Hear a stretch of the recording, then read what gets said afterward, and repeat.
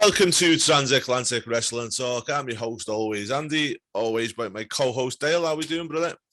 Hey, Andy. What's going on, man? Happy April the 10th here. It's actually a beautiful day over on Long Island or in Long Island. A lot of people say, "Oh, where are you from?" I say on. They go, "Oh, you're one of those." But how is it over by you? What's going on over there? Well, here in Liverpool, it is okay. It's bright, which is nice for the change. Still quite cold, but yeah, it's not bad. It's funny because you say it's bright. And I remember we've been discussing a lot of these pay-per-views, not premium live events, but I believe the last WrestleMania we did was inside Madison Square Garden. Hello, Kat. Thank you, Tiki. Brilliant. That was the best part of the videos ever. But I will say this was an outdoor stadium. It was. So when you talk about a bright stadium, I must say this is actually one of my favorite sets for WrestleMania. This was the first one, first stadium. Maybe, I don't know. I have a feeling 19. The WrestleMania 19 could have been. Look, it was just a gorgeous environment, and that field, by the way, is just a fantastic field. Okay. At Safeco Field in Seattle, just a gorgeous ballpark too. And I'm not sure if you're up on the MLB intake and the baseball intake, but when Ichiro Suzuki started a couple of years prior, actually a year prior to that for the Seattle Mariners, it was such an influx of Japanese support for that ball club. And it just brought over this whole new viewership and interest into the game, into the Major League Baseball. So that's why you have a lot of revenue at Safeco Field. And that's also part of the appeal of this wonderful, wonderful event here. Andy, listen, I'm going to say this out loud. This is a fantastic event. Yep. I think this event, I'll get into why I really love this. It really hits home. I guess we were kind of graduating high school at this time, right? And you were going into uni, is that correct? No, I was in the army at the time. Oh, okay. All right. So you were. I hadn't made it at this point. So the first open air mania was WrestleMania 9.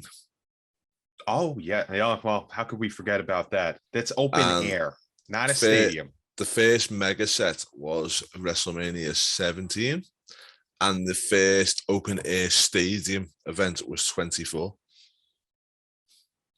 Which I just watched. And what was the main highlight of that one?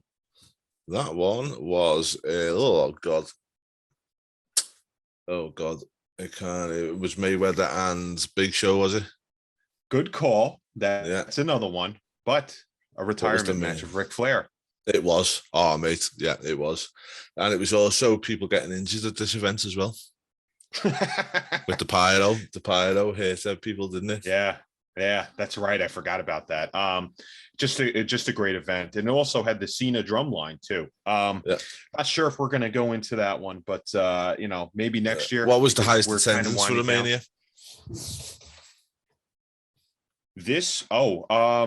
One had 76,000, if I recall.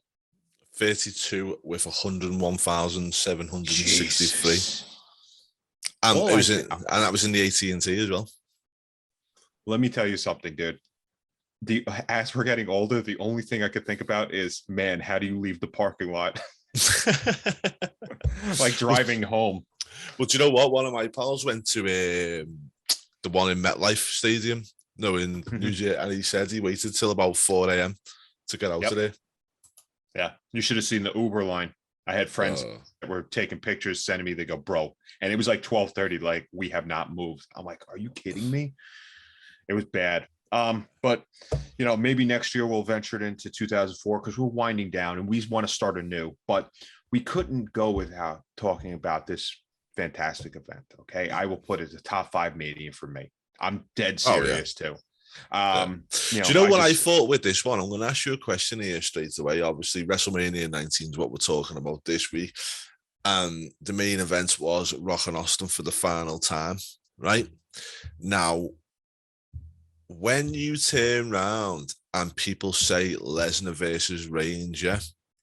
Now, in nowadays, and he said, we've seen it too many times. We've seen it at Mania already. We've seen it here. Do you think that was going on back then? Oh, Rock and Austin again. No, we had different storytelling. The storytelling here is just kind of, hey, I pop, with Lesnar and Reigns, and by all means, it's good. I'm not gonna say it's okay, it's good, but I guess the biggest thing is Paul Heyman with that. These are two guys that just natural charisma. Yeah. You know what I'm saying? No, don't you? It's like this was the last time we'd seen them after a lot of matches between them. Yeah, and I want to touch base on that later when we get to it, but it's just two natural entertainers. Lesnar has come into his own as a funny dude now. Yeah. Like, I'm not sure what you think about that. I love Lesnar. This last run has been my favorite of him. Yeah. I mean, he's still a beast, but at the same time, he's smiling. He looks like he's enjoying it. And with the Elimination Chamber spot, when he broke out of the door, that was completely on him. And he told Vince, because Vince was pissed, and Vince said, "Why'd you do that?" He goes, "I just saved your fucking pay-per-view," or something like that. Yeah. And Vince goes, "I hate you, but thank you." Because Vince knew. Look, he's been in the business for 20 years. Lesnar's been around for 20 years. Not Foley here, but anyway, with that question, I have a question. I have 3 questions for you. Okay. Well, all right. Let me ask them first, and then you proceed. 1, are you a Limp Bizkit fan? 2, why are you lying to me? And 3, what's your favorite song? 1, I don't mind them. 2, that's the truth. And 3, break stuff. What's it called? It's break stuff, isn't it? Yeah. With a motherfucker chainsaw. What? Yeah. So are they WWE's favorite band? Well, they was at the time. Apart from the fact that I would love to just kick Fred Durst right in the mangina. He has one too. One too. Please. You know what? To this day, I'll still tell people that I'm a fan of theirs. Okay. Yeah. And he sits down to piss as well. So does Omega. He really does. He really does. He sits and wheezes. But I'll tell you, man, that Crack Addict song was kind of fun that they did.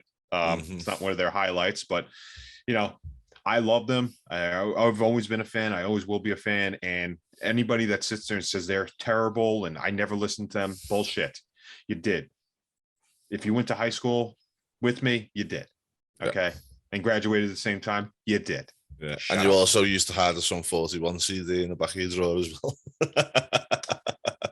The second one. Yes, the second one. Yeah. And your Kid Rock CDs also in the back too. And Nickelback somewhere in that. Look at this photograph. Oh, that probably come a little bit back, yeah. I've got one question for you. Well, let's go to the opening match first before I ask you this question. So, first match we had on this card, Chief Morley and Lance Storm versus the Dudley Boys, with the Dudley Boys defeated Kane and Rob Van Dam. First question, why on hell was the Dudley Boys with Chief Morley and Lance Storm? I don't remember. I think it was just like, oh, we like Lance. Yeah, and Lance. Yeah. And Lance, they never found a personality for him, but why the hell do you need a personality for having one of the best workers? We talked about him when we visited, was it Barely Legal? When we did the ECW? I forget what ECW pay-per-view it was. It was talked about Living Dangerously, wasn't it? Yes. And dude, I mean, like, you don't need a gimmick for a guy like that. You don't, but at the same time, man, one thing I'll say to you is like, and this is the difference with WrestleMania last week is, WWE is an entertainment company that has wrestlers in, which is great, but you've got to have that complete package, mate, unfortunately. And that's where I feel AEW, if they stick to their own lane and do things correctly, they can actually be that wrestling company that people want. But, unfortunately, let's look at Lance Storm, right? He wrestled, I don't know how many WrestleManias he wrestled in, but I think it was a couple. And Johnny Knoxville will be remembered more at WrestleMania than he will. It's a great call. Even Logan Paul. Yeah. And that's the thing where it's like, sadly, you've got to have a personality, and you've got a thing in the land of the giants. Yeah.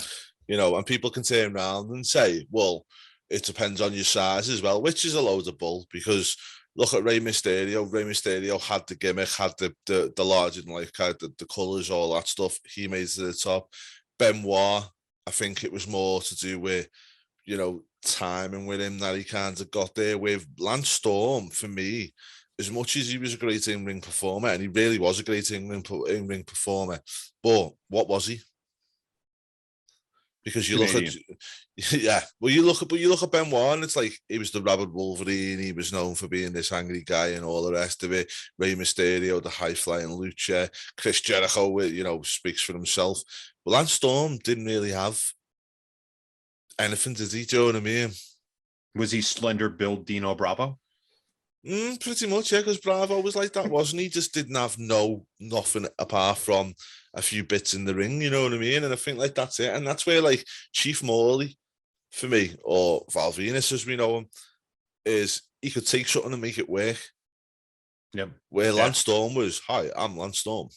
There was nothing there behind it. There was no gimmick. There was no, and yeah, you can have a gimmick with your own name as Chris Benoit, the Rabid Wolverine, Chris Benoit, or Chris Jericho, the Millennium Man, or every other bloody thing he's called himself over the years. It's like there's always been that kind of character behind it.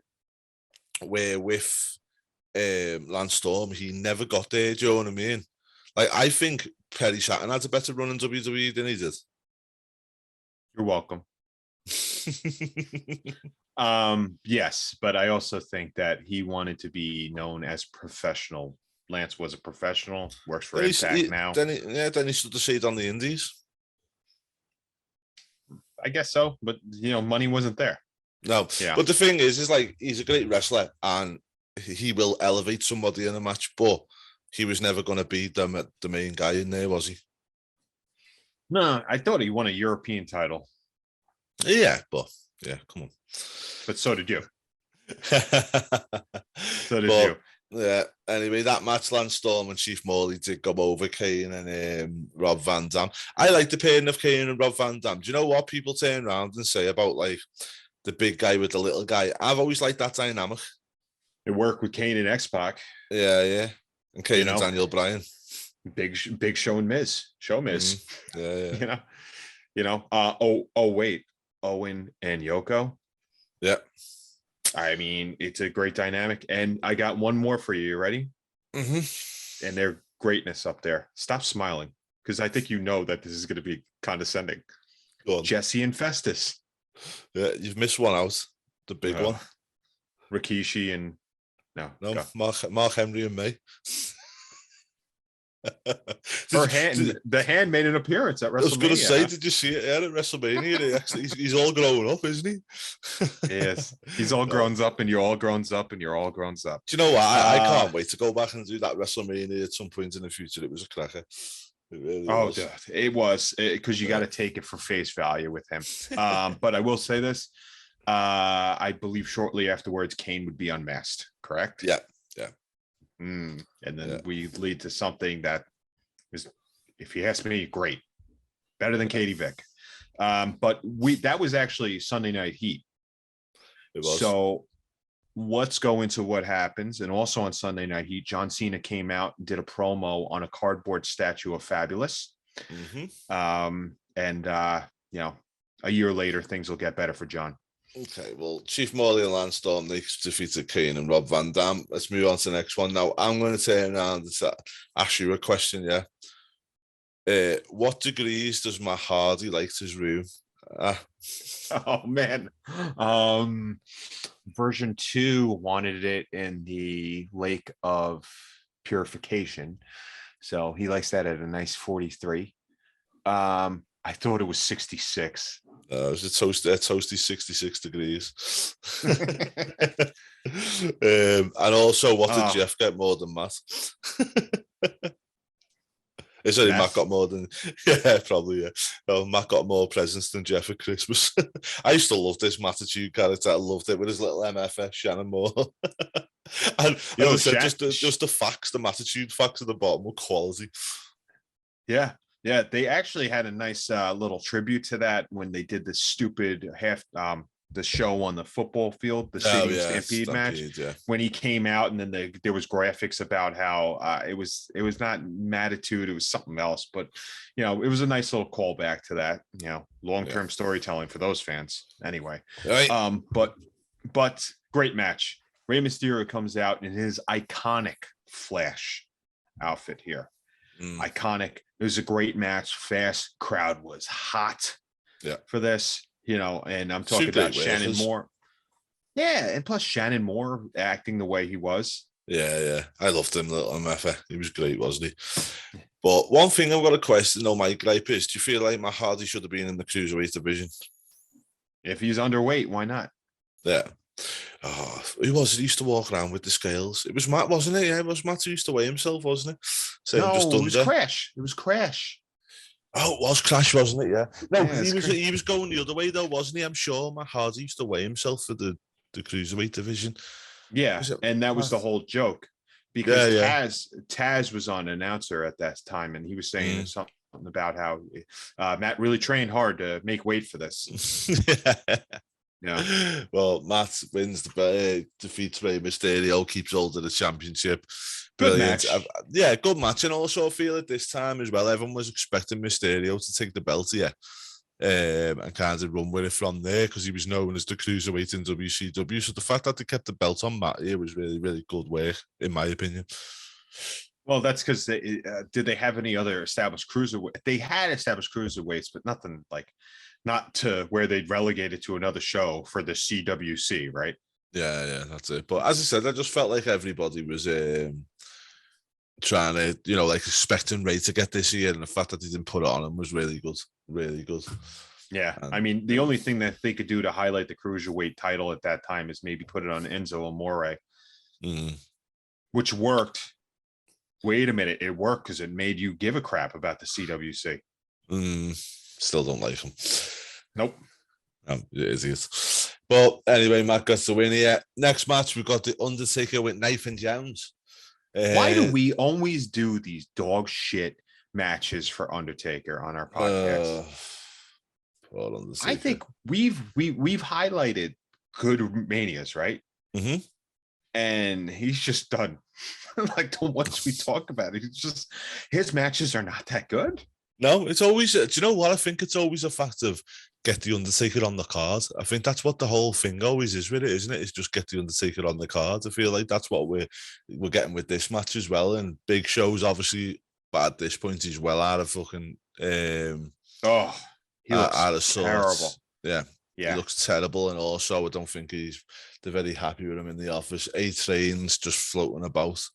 Obviously, he'll go on to be a great addition to the performance center, as he still is to this day. Yeah, he didn't get cut. He did not get cut out of all of these times. It's amazing, right? Well, the thing is, you need solid people like that who are not going to get to the top, but are always going to be there and always going to do good work for you and get you what you want out of it. You know what I mean? And I feel like that's what he does. Yeah, but the problem is that you took out the most solid worker in the match, and that was Nathan Jones. Oh, yeah. But wait a minute. Here's what I don't get. They call it a handicap match. By the way, what did Undertaker come out to? Yeah. Rolling. What? So Nathan Jones gets taken out. They call it a handicap match. Then during the match, Nathan Jones comes out and hits Big Show. Why is that a disqualification? I thought in 2 and 1 handicaps there was no disqualification. Outside interference. I don't get it. So I think that Nathan Jones broke his streak, but that's another story for another day. Well, Nathan Undertaker won again. As we know, he didn't get defeated for quite a while yet. By the way, best shape of Taker's life. He looked great here. Yeah. But we're definitely going to have to do the streak sometime, aren't we? 100%. We'll have to go back and revisit that. Yeah. Anything to give me a reason to say, this is my yard. We should do a show just on the streak, just all maybe next year around Mania time. We'll do one just on. We'll watch every Undertaker match from start to finish and just do an Undertaker streak show. Every Andy, we got to talk. Every time we've done a pay-per-view and actually had Undertaker on, I don't think we've done any good match. Remember, no, that's why if we do the whole streak, we'll get some. The Heidenreich casket match. That's like a level of shit canery there. Oh my god. Well. Anyway, we go into a very upset Dale because Peacock and WWE did not like to get the rights for the music and carry over the rights for the music. All the things she said was a fantastic song. Okay. And Victoria had it as her entrance, and there's Steven Richards holding her with his tight pink shorts that he stole from my closet. Now, what I don't get is, can't we just splurge a little? Because it was awesome. That's it, isn't it? And you know what, mate? Victoria was so underrated. So underrated. I felt like, when she went in the Hall of Fame, I was so happy for her because she was so underrated. Well deserved. Yeah. And when she come back at this year's Rumble and she come back as the right to censor, she had them in the palm of her hand. Ivory. So that was Ivory, wasn't it? Oh, God. Yeah. But Victoria needs, she is so good. So good. Ivory, Victoria, Trish and Lita, in my eyes, are all on the same kind of level. Well, look at Jazz during this match. I thought she did a good job, too. Yeah, she was good. I thought she'd done a good job. I never really liked Jazz too much. I thought she was trying to be too much like Luna or Miss Jackie. It's too technical of music for you, Jazz? Yeah. Smooth. That's what it is. Smooth jazz. Yeah. Okay. Too much for me, mate. I'm more of a crooner. Either that or you wanted to you rewound it a little bit so you could hear Roland again, right? Oh yeah, that's the one. Well, yeah, Trish wins the belt again, defeats Victoria and Jazz. Oh, sorry, mate. Yeah. But that explained it all right there. It was a solid match. It was what it was for the women at the time. I think you can tell here that the girls are starting to get a bit more, evolving a bit more. And it was okay. It was a good showing for the girls on WrestleMania, this one. Yeah, absolutely. And we also want to point out that during this, you had two different opposite ends here, okay? Because you had this triple threat between credible and great athletes. Yeah. And then you also had the Miller Lite Catfight girls and Tori Wilson and Stacy Keibler do probably one of the like I said, we talked about this a couple of shows ago. We at least got laid, believe it or not. Okay. And we have kids to prove it. And we have to point that out. But like, I remember being at some events and they had some sort of girl stuff where they would actually, the guys would be hollering at them. And I'm like, this does nothing for me. You had a pillow fight and then, they roll over Coachman in a, once again, a nice trope that works out usually. And it's funny, but guys, I remember when these ads came out where these girls just fought in a fountain. And I'm just like, all right, this is funny, I guess. Lo and behold, I'd work for that company in a couple of years from then. Well, yeah, it was all right. And then we'll move on to some great tag team action. Back when tag teams were great, but Vince McMahon was still doing what he's doing to this day, and that is hot-shotting some tag teams in the middle. Because we had Team Angle, Charlie Harsett and Benjamin, brilliant tag team, great theme. Team Angle explains everything. Los Guerreros, again, speak for themselves, the light cheating, the stealing Guerreros. And then in the middle, Benoit and Rhino.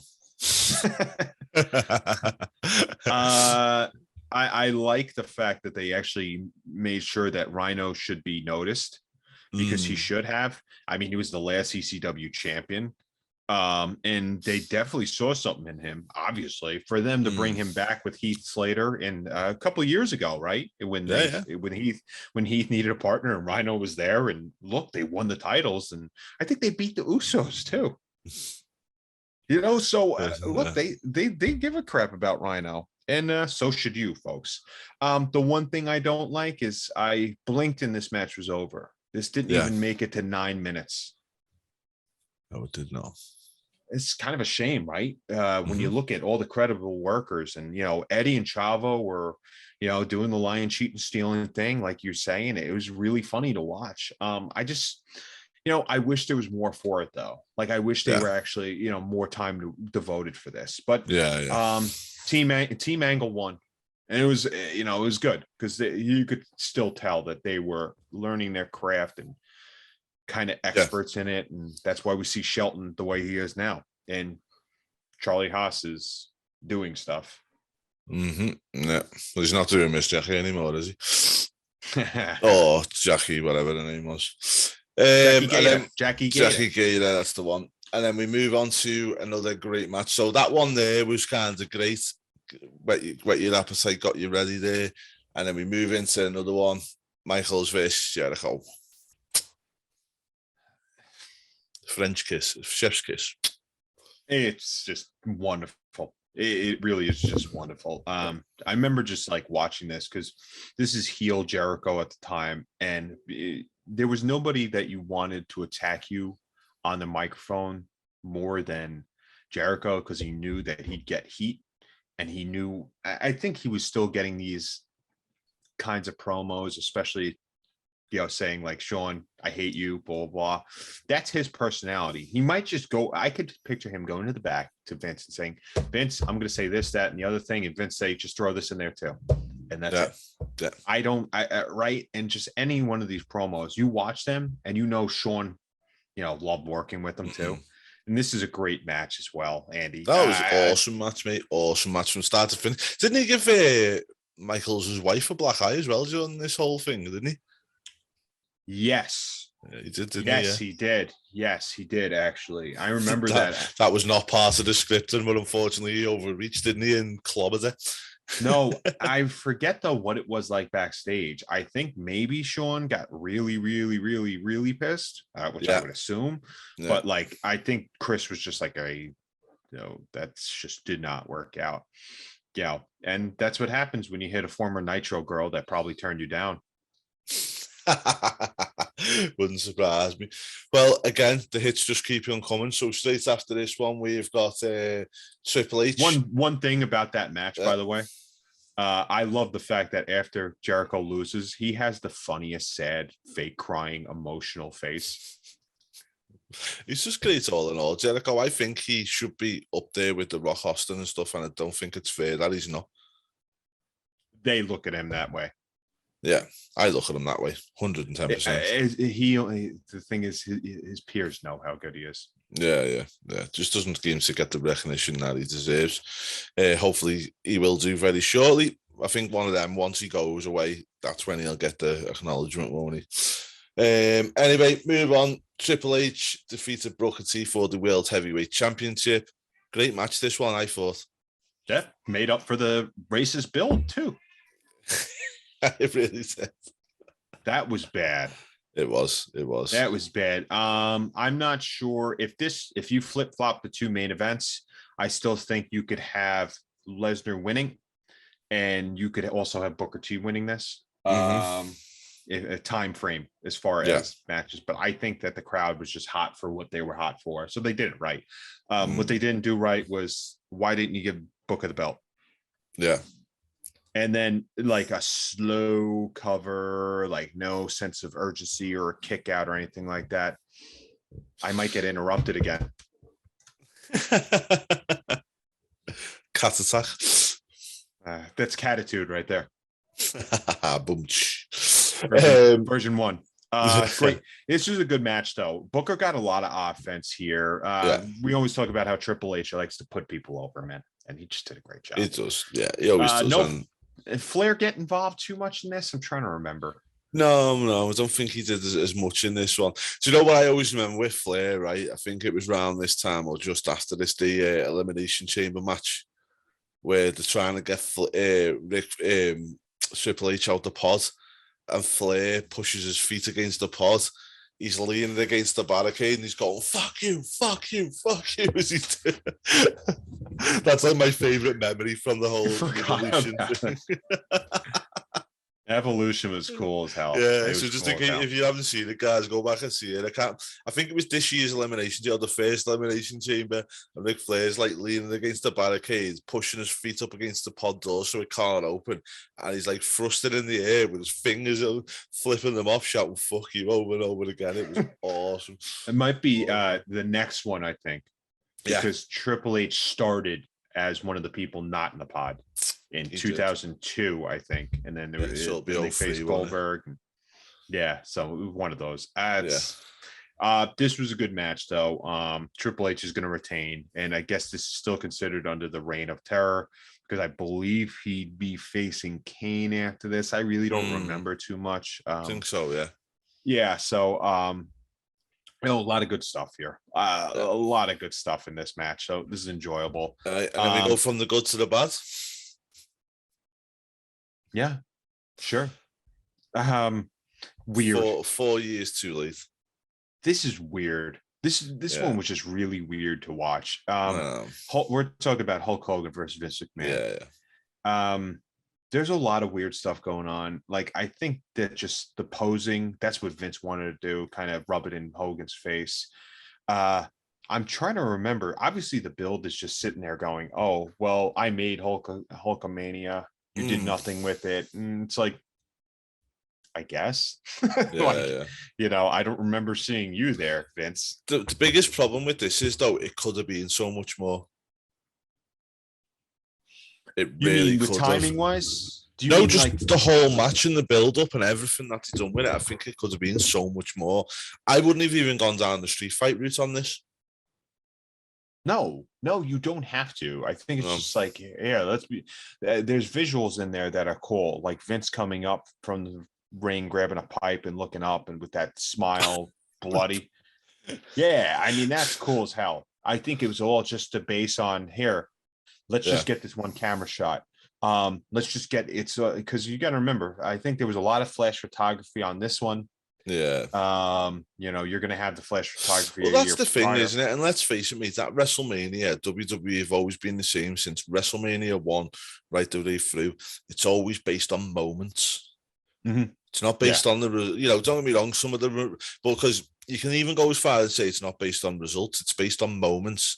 And sometimes the result creates the moments, like when Daniel Bryan won the titles. But there's always that, it's always based on moments. In a thing, it's like, Hogan versus Rock, the iconic stare down when them two faced off against each other, them two behind you, the same kind of thing. In that match, it seemed like that moment was the one where he come up over the ring with the pipe, with the evil look on his face, with the blood and stuff, where it could have been so much more, I feel like. Yeah, absolutely. And another one we've got to mention, and we'll keep it in modern times too, because I think we're doing that. Good segue into transition of Seth Rollins cashing in. Yeah. You knew it was going to happen. You knew it was going to happen. Yeah. Like you literally knew that he was going to do that at that time. But just him coming out and cashing in, the crowd went crazy. And he turned it into a triple threat. It wasn't after a match. I mean, it's moments like that. These two behind me, like you said, and even Madcap Moss winning the Andre the Giant Battle Royal on the SmackDown prior. It's all about moments. Yeah, that's it, isn't it? Yes, that's right. Madcap Moss. And now he's turned on Corbin, hasn't he? Well, thank God, right? Who knows? Maybe I like Madcap. I'm not gonna lie. I like his old character. I think it's quite funny. Like, yeah, because he's in the top 20% of best bodies in the freaking industry. Telling you. Do you think that if Wardlow was here, do you think he would stand out? No. Isn't that weird? I don't think it stands out as what he does in AEW. I think they could push him, but I just don't think he's just another guy. Let me ask you this question: if Wardlow goes to WWE, does he still look the same?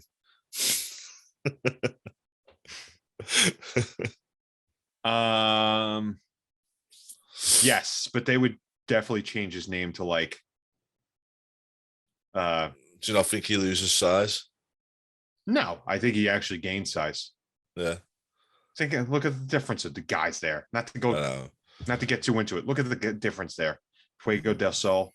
I mean, not everybody could look like Sammy with his abs, but Yeah, no, but the thing is, when you look at Brian Cage and Wardlow and you think to yourself, if they went to WWE, wellness policy to navigate. Brian Cage's old man. What are you kidding me? He was born like that. Yeah, definitely. That's why he's got. Have you ever seen the film Beetlejuice? Yeah, of course. Oh, yeah, that's what the shrinking head. That's what he reminds me of. Yeah. What are you doing here? All right. It's like his whole his body's just not proportionate to his head, is it? It's like when you write in all caps, when you have it in all caps, but you try to do it and you're starting a new sentence and you hold the shift key. You hold the shift key. That's what it is. Roddy Piper gets involved in this match. And everybody goes batshit because it's been how long since you've seen Piper? Yeah. Oh God, it's got to be about a lot of years since this point. Yeah. But also, I think the whole thing with this one as well is the fact of like Hogan and Piper were in the first main event at Mania, which shouldn't go unnoticed. Do you know what I mean? And I also have to say, well, technically, it was Mr. T with Piper at that point, right? Was, yeah. Okay. I might be the minority in this, but I love the fact that he was with Sean O'Hare, and I think that could have been something fantastic. And unfortunately, Sean never really was able to make it. No. But Piper getting involved was kind of weird, and then Vince and Hogan. It was just a bit of a clusterfuck, wasn't it? Yeah, they threw crap at a wall, and they made it like they thought it was Van Gogh. Yeah. But one thing I'll say in this one, fair dues to McMahon, because he bumps his fucking ass off around this one, doesn't he? And you know, he's done the same for Brett when he had that street fight with Brett. And you know, you got to give him his due, mate. At least he'll walk the walk himself. He doesn't just talk it; he'll do it himself as well. Yeah, ask Rob Gronkowski. You're not going to take that bump, I will, pussy. Yeah. And he can't do a stunner. Yeah, well, he can't take a stunner anymore. Yeah, he's a 76-year-old man. Yep. Yeah, and that's fine. Yeah. The old man arms. Just saying. Anyway. I tell you what, though, he's still probably got a better physique than me or you, mate. He's 76. You want me to show my tummy right now? I used to be an all-round athlete. Now I'm just all-round. I used to be all right. Now I'm just all wrong. I used to have a six-pack. Now I've got a keg. More lovable. People rather you bring a keg to the party anyway. All right, there you go. Right, so Hogan wins this one, doesn't he? Defeats McMahon. Hogan must pose and all that jargon. Good little way. Yep. And Japanese photographers throw the babies in the air. Yay! Yeah. But we go into my personal favorite, one of my favorite matches I've ever seen. There's a reason why Steve has on his vest OMR, one more ride on his vest. Yeah. Nobody really knew this was his last match. No. He was kind of at odds a little bit, you know, just because of booking reasons and just throwing away a match against Lesnar and for the King of the Ring tournament a few months prior to that. Yeah. The Rock is kind of flipped the switch. He's a heel. And he said, Steve, you've got me twice. You know, last time at WrestleMania, you said you needed to win. And that was, we haven't gotten to that WrestleMania. I don't know if we will.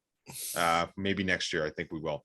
Yeah. But it's one of the best main events you could ever dream of. It was fantastic. It was what people called the closing point of the Attitude Era. Yeah. A couple of years later, we get this match. And it was incredible. This crowd was electric. This is actually emotional for me, only for the fact that I remember watching this. I said, these are two guys I grew up watching. Yeah. And not only that, the time in my life is like, hey, I'm advancing to the next part of my life. Well, there's even like when I watched Austin versus Owens, at WrestleMania, I was sitting there choked up, like where I was nearly starting to cry, because it meant, 19 years later, and it's like, I'm a father now, I'm 37. It's a totally different part of my life, and it's like, wow, like, he had a real big part of our teenage years and stuff, didn't he? You know what I mean? Yeah, absolutely.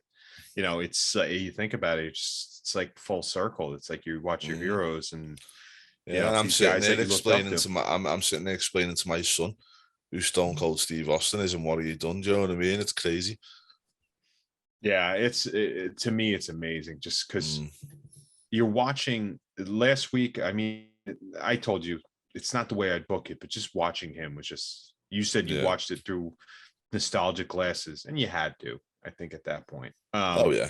I think that watching this match that happened behind me was just incredible because of just the theatrics of it, with The Rock putting on Steve's vest, and, going back and forth, everybody doing each other's finishing moves, Steve kicking out. And actually, if you listen to the podcast where he actually does a watch along with this match, it's amazing stuff that he goes through and says, I made sure that the second and third rock bottom look like they killed me. And when you see that, it happens. The second one, and then The Rock looking stunned, and The Rock knew he had it. After the third rock bottom, he pinned Steve, and actually, you'll see him shove Hebner out of the way. I think it was Hebner. Hebner, I think it was. Shoves Hebner, and then actually in real life, he says, "I love you, brother." To Steve, because these guys made each other, and I didn't know it at the time. I don't know if you did. Internet was around still, but I think there was whispers of this being the last match. And I got to tell you, man, watching this back was just incredible. It was just incredible. Goosebumps, mate. Goosebumps throughout. And I think, as you said, not only did these two make each other, but I think they pushed each other to be better. And I think you wouldn't have one without the other. Yep. I mean, I'm sure even, watching WrestleMania, The Rock was probably smiling with the last one, just watching Steve in there. Well, you can't win a goal without a good dance partner, mate. So, yeah. This I could actually put up there. It's definitely better than the first encounter. Yeah, definitely. The second encounter was different. That's why I can't rate that. I really can't. I think from terms of wrestling and fast pacedness, the second one was better, but all out psychology and meaningfulness, this one was better. I'd agree with that fully, man. If you're starting a wrestling school, there's a couple different matches I would have. We talked about Living Dangerously with Jerry Lynn and Rob Van Dam.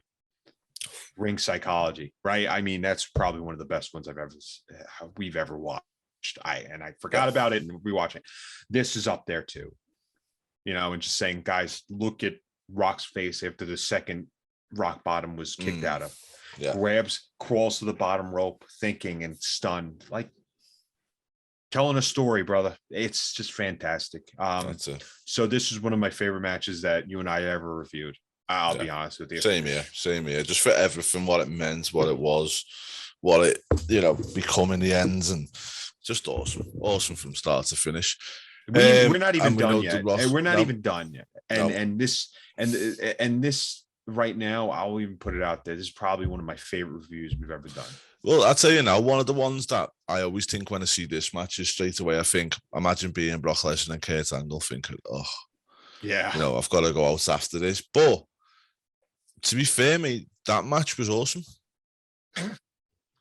When they start off with doing actual wrestling holds and Angle outsmarting him, there's telling a story right there. Yeah. Hey, you may be the beast, but I won these gold medals and I will out wrestle you. Yeah. Oh, come on. I know. I just feel like, and the way that they went about it, as you said, with the locks and the moves and stuff like that, I think they knew, well, we can't just go out there and flippy flop and do this because we're not going to beat Rock Austin. We're going to have to do it differently, Brock. And the two of them have gone through this and, mate, brilliant. Yeah, just this match in general, and not even to divulge too much into a failed shooting star press, because the guy wanted a bold finish, and that's fine. But take it away, and look what happened right afterwards. Angle kind of got right back up and went right into an F5. Because I think he knew, oh God, like that could have been bad. But the body of the match too, it's just Lesnar was actually fighting up. You didn't see that too often, man. No. Especially, against a guy that knew I have to ground this beast. And Angle did that, and you can only contain Brock Lesnar for so long. And this is peak next big thing, Brock. Yeah. And this has really become the big thing, wasn't it? Yeah. And I mean, and then you'd have, because I think his first loss was against the Big Show after Heyman screwed him. Yeah, it was, yeah. He went a long time, didn't he, without a loss, and won the Royal Rumble. Yeah, won the Royal Rumble to get this.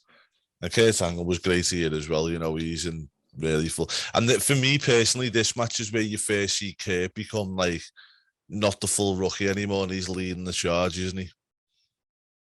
Paid his dues. It's 3-4 years. Actually, it's been like 3 years at this point where he's just like, I'm the guy. Yeah, I can do this stuff, and they knew it. You look. Cat Express. It's better. She's doing the A train right there. This was just I remember walking out of my friend's house after watching this, and I just said that, like, I understood wrestling at that point and just how to build a show. And obviously I learn more and more as we get older with this. Yeah, and that's why it's always good to go back and watch this stuff, maybe because the amount of stuff that you pick up and you appreciate it from a whole different perspective when you go back and watch it when you're a lot older. Yeah, I mean, I appreciate Nathan Jones 10 times more now. You know what I always think with Nathan Jones is, who sat down and watched the film Chopper and decided they were going to bring Nathan Jones in? Oh, man. I think they just, somebody just went in the back and watched Commando, and they just said, give me guys like that. Yeah. Oh, God. But overall, what you reckon on this pay-per-view then? What's your star rating? We doing it at 5 or 10, man? I forget. 10. We always do 10. Fuck Melton is 5. Because we're double the fun. Might have to go 9. I'm dead serious, too. Okay. Especially with Limp Bizkit playing, too. I'm going to say 8. I'm going to go a nice 8 for me. I think the only reason that stops it getting a 10 or a 9, so we say, it was Hogan, McMahon, and the Undertaker match. I think stops it for me. So I'm getting up there. He's really under this Mark Calloway fella really has to prove something to us, huh? Yeah, seems that way, doesn't it? Yeah. I will say, man, just I love this for nostalgia factor. Even Piper going in there. That's why I went up to a 9, just to see Piper, being Piper. And I think the crowd as well here. I love the atmosphere. That's why it did go up to a 9. Obviously, I could rate it lower, but I'm not, only because mind frame too. Talked about Steve Austin colored goggles. I have peak fandom colored goggles here. Hey, nothing wrong with that, mate. Well, that was it, guys. That was WrestleMania 19. Let us know in the comment section what you thought, what your thoughts are, what matches you liked the most, what you didn't like, any kind of feelings you've got on this whole thing. It's always interesting to see. Don't forget to like and subscribe to the channel. And we will see you again same time next week. Out of WrestleMania season now, so we'll be moving on to the April pay-per-views throughout the year. Take care, guys. We'll see you again next same time, same place next week. Have a nice day.